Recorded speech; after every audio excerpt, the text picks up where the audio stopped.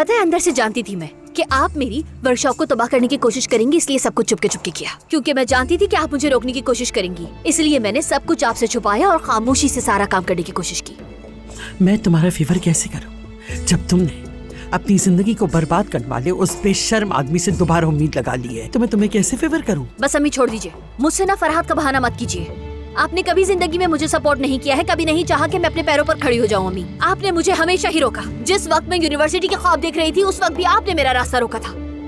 भूल रही हो तुम, यूनिवर्सिटी के इम्तिहानात की तैयारी के बजाय अली मुझसे शादी करेगा या नहीं, तुम नजूमियों के पीछे भाग रही थी, याद नहीं है क्या?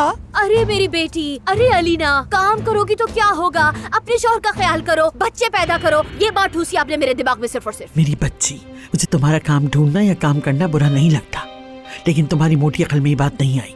मुझे गुस्सा इस बात पर है कि तुमने ये सब मुझसे छुप कर किया और उस आदमी को दोबारा अपनी जिंदगी में शामिल किया। अम्मी, आप कभी नहीं चाहती थी कि मैं काम करूं, क्या ये झूठ है? बताइए, क्या झूठ है ये? हाँ, जवाब दीजिए आप मुझे। लेकिन मैं अब भी बहुत अच्छी तरह जानती हूँ कि आप क्यों नहीं चाहती कि मैं काम करूं। क्योंकि अम्मी, आप हमेशा से यही चाहती थी कि मैं अपने पैरों पर खड़ी ना हो सकूं और आप पे डिपेंडेंट रहूं। शाबाश बेटा, तुम्हें एहसास है तुम क्या कह रही हो? मुझे वाकई बहुत अफसोस हो रहा है अलीना, अफसोस। हाँ तो फिर आप बताइए ना अम्मी, क्या ये इतना मुश्किल काम है? बोलिए, क्या ये इतना मुश्किल है कि आप मेरी खुशी में शामिल हो जाएं? मेरी खुशी महसूस करें, मुझे हौसला दें, मुझे कहें कि तुमने बहुत अच्छा काम किया है।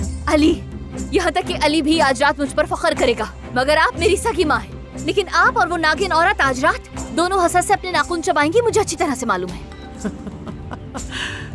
बेवकूफ, बेवकूफ, वो नागिन औरत अपने नाखून नहीं चबाएगी, जानती हो?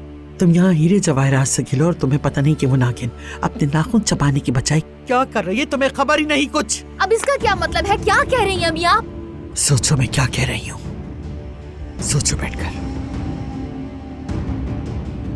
अब आप क्या इशारा दे रही हैं अम्मी? हाँ, क्या इशारा देना क्या चाह रही हैं? क्या बताना चाहती हैं आप मुझे उस नागिन के बारे में? इधर आइए, इधर आइए और मुझे बताइए। अम्मी देखिए, मुझे गुस्सा मत दिलाइए, मैं आपसे कुछ पूछ रही हूँ ना। अम्मी, दरवाजा खोले, दरवाजा खोले। इस तरह इशारे देकर छुप नहीं सकती आप। कहाँ ना दरवाजा खोले? खोलिए, मैं आपसे कुछ सवाल कर रही हूँ, मुझे इसका जवाब चाहिए।